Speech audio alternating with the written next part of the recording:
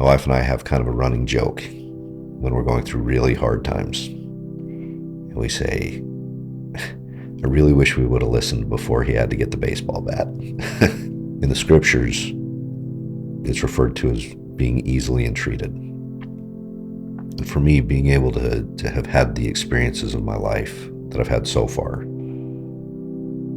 understanding that relationship with him, understanding that he's going to correct me, has helped me to be more easily entreated, because I'd rather listen to the still small voice than the louder voice. In the New Testament, we're told, whom the Lord loveth, he chasteneth, right? We're also told that no chastening for the present seemeth to be joyous, but grievous. It's not fun. What I've found is, most of the time, when the Lord's trying to teach me something, he whispers. And if I listen, I can learn it right there at the whisper, right? If I don't listen, then he gets a little louder, and a little louder, and a little louder. And the more I've tried to develop my relationship with the Lord, the more I've found, if I'm hearing him, he's not always going to agree with me. In fact, sometimes he might very bluntly state how I'm doing things wrong, because I'm in the wrong sometimes. And what I've found through my studies and through trying to have a personal relationship with him is that Christ is kind of like a mirror. The Pharisees, the Sadducees, even his own followers that didn't have faith, he would treat them very bluntly. He would speak in a very brusque manner, right? But those who came to him in faith, some of them didn't even have to talk to him. The woman with the issue of blood, all she did was touch the hem of his garment, and she was healed because her faith was so strong.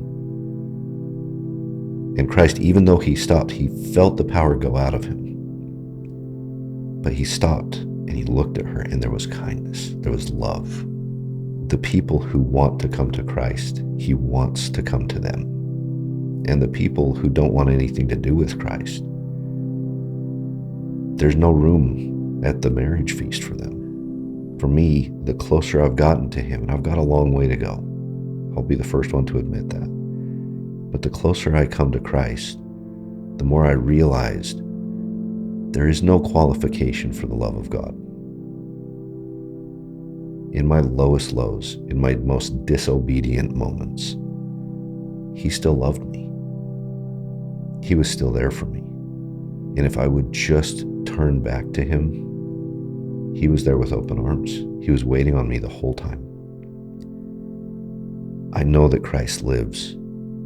I know that he's the Son of God, and I know that the infinite atonement that he worked out on my behalf is real, because during the course of my life,